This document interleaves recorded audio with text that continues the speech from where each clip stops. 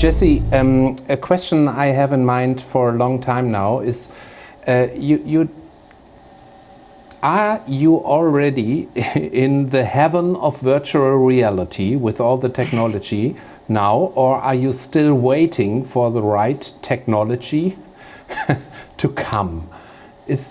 You are working with virtual reality now for so many years. Is it like that you have the feeling?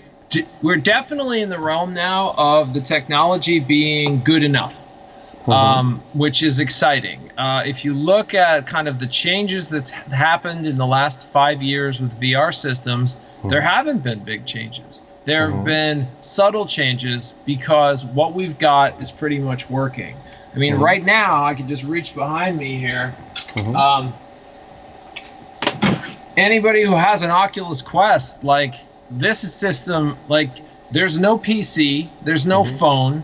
You just have this headset with no wires, and you have these 2 hand controllers with no wires, and you just put it on and you play. And the system costs $399. It is definitely in a good enough space, and we're seeing it with the sales numbers. I mean, for every 1 copy of one of our games that we sell on PC, we sell 10 on the Oculus Quest. Now, very few people have the Quest so far because they're making them as fast as they can sell them.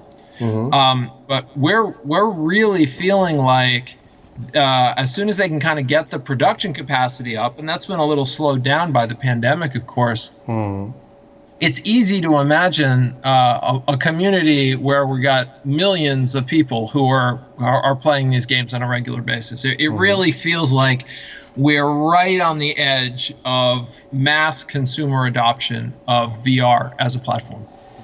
What is the next big thing in VR? Because I have the same feeling. So I played the Batman game, and I'm really scared of heights, and it was terrible for me. I couldn't convince my brain that it's just a game. Stop being scared.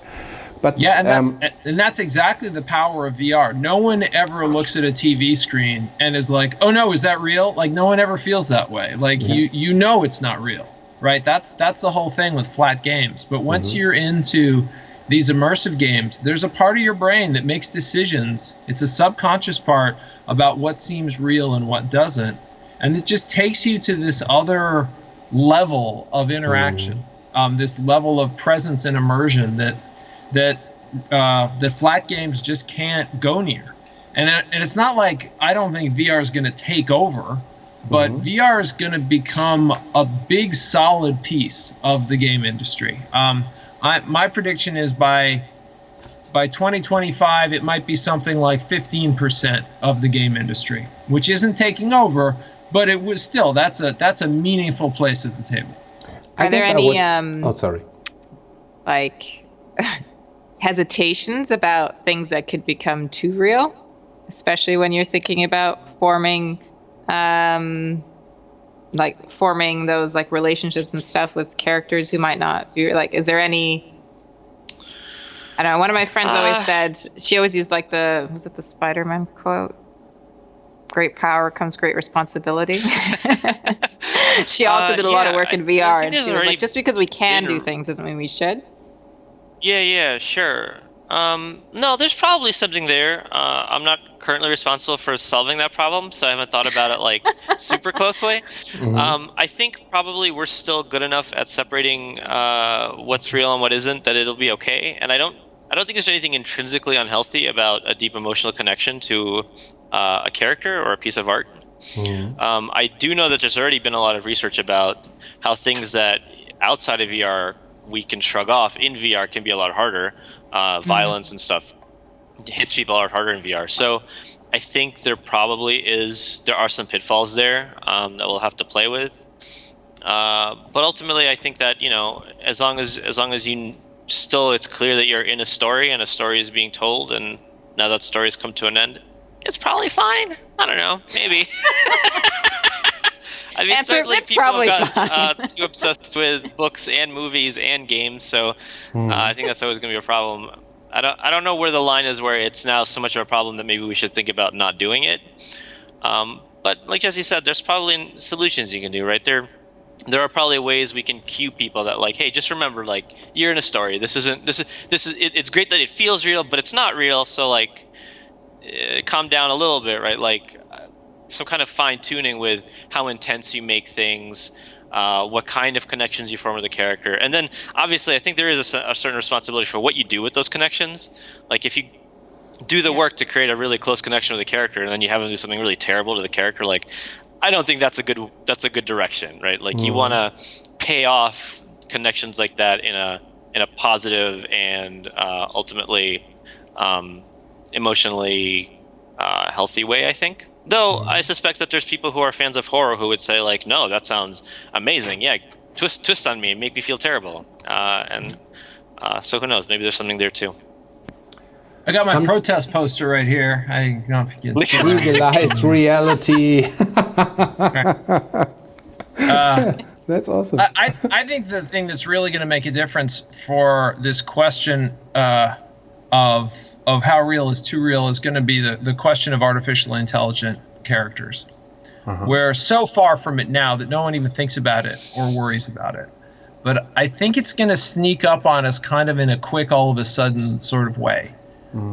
As soon as because right now we have multiple technical barriers. We don't really have good voice recognition right now. You know, things like Siri and Alexa sort of work a little bit, but they don't have any understanding of the rhythm of human conversation at all, not even remotely. So you need this combination of excellent speech recognition, an understanding of the rhythm of human conversation, and then an AI situation that's deep enough to have an intelligent conversation. It doesn't have to be super intelligent conversation about any random thing, but it does have to be about the things that are relevant in your game at that moment. So what kind of games do you think, say in 2025, will be dominating the VR space? What do you think people will be playing? That part of what's interesting, and this is what always happens when there's a new medium of any kind, everybody first tries to imitate what already came before, right? And we saw this with mobile. You know, people went to mobile and everyone just tried to take just PC games and console games and stick them on mobile. And mostly they didn't really succeed. What ended up succeeding were new things like Angry Birds, which really used the touch interface and fit into your life in a much better way. And what we're seeing with VR is VR has its own ways that it wants to interact. Normal video games nowadays are all about running. You're constantly running over large areas all the time, just exhaustively running everywhere. And, are you thinking about Death Stranding? That's why. Yeah, that's just sure, and that's fine for like a flat screen game. But in VR, that's a problem because you can get really motion sick from all that running. And in fact, the strength of VR isn't long spaces and shooting people far away. The strength of VR is things that are close and intimate. The ability to pick up things and manipulate them with your hands right nearby, or to have a character who's right here talking to you. This sense of like closeness and presence is really where VR succeeds. So our two most successful VR games, one of them is an escape room game called I Expect You to Die, and the other one is a sword fighting game called Until You Fall. Both of those are all about closeness, right? They're all about manipulating things that are near you, and and fighting people who are near you with things that you hold in your hands. So I certainly can't predict exactly what the hits of 25 are going to be. I mean, who would have thought that Beat Saber would be, so I mean, it's the biggest VR hit right now, and it's like, yeah, it's a rhythm game about using two lightsabers. Like, okay, well, that certainly checks the boxes of like interacting with things close to you, but it wasn't obvious that was that would have been a hit. But that's the key. The key is manipulating things and taking advantage of that feeling of things around you. Jesse, we have a question out of the community, and Simon wants to know. First of all, he says, excellent point about VR's strength. Does you believe there is a way to combine the best of both worlds in the future? So the best of, I would say, both kind of games in the future? So this is a complicated question. And it gets into tricky aspects of neuroscience, because the main obstacle to keeping you from doing all the running around that people love to do in their games is the motion sickness. And overcoming that long term, like 50 years in the future, we may be having some nanotechnology that shuts down the motion sickness part of your brain, because the motion sickness part of your brain is only there because what's basically happening is there's a special alarm in your brain looking for poison. And there are certain poisons, like certain kinds of mushrooms, for example, that if you eat them, your visual system and your balance system get disconnected. And your brain has evolved to realize that, oh, if my vision and my balance are disconnected, I've probably been poisoned and I better throw up quick or I'm going to die, right? So motion sickness is your body trying to save your life, right? And that's a great way to save your life, but it's a problem if you're on a boat. It's a problem if you're in the backseat of a car. It's a problem if you're in VR. And so in the future, we may have a way to kind of turn that little thing off. But until then, we have to be really clever.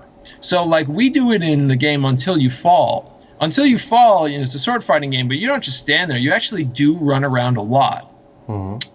And the way we get that to work and not have you be sick. Now, plenty of people put out games and they're like, yeah, so what? The players get sick. Who cares? And we don't feel that way. We think that getting nauseous is a bad thing. And so in Until You Fall, we came up with a way to do it.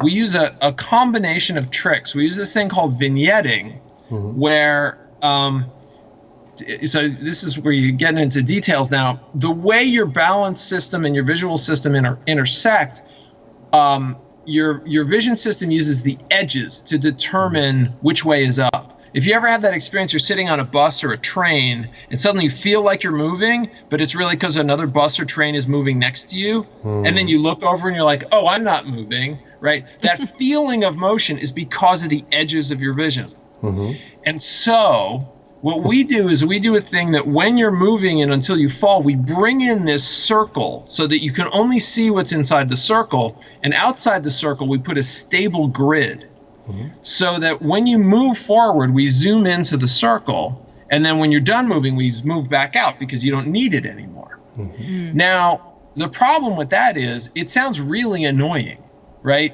And it can be really annoying. Like if you're just like, oh, I'm going to stroll around and just look around. Every time this circle comes in, you're like, ugh, stop with the circle. I don't want to look through this toilet paper tube. I want to see everything. However, if instead you're in a situation where someone's trying to kill you and you're like looking around for like, oh my God, where's the next guy who's trying to kill me? Your brain has already gone tunnel vision. And so if you bring it in a situation where you're being hunted and you're like trying to go quickly, you can bring it in and let people run around. So it totally works in our Until You Fall game, but it's not a universal solution. So what we're finding more and more is people have to find the solutions that kind of go, hand in glove with the problem they're trying to solve. And as time goes on, people are going to be finding more and more of these clever tricks to kind of make everything work nicely together and then build game structures on top of that. So I know that's an awful lot to kind of just sort of spill out there, but I do think that's where the advances are going to come from.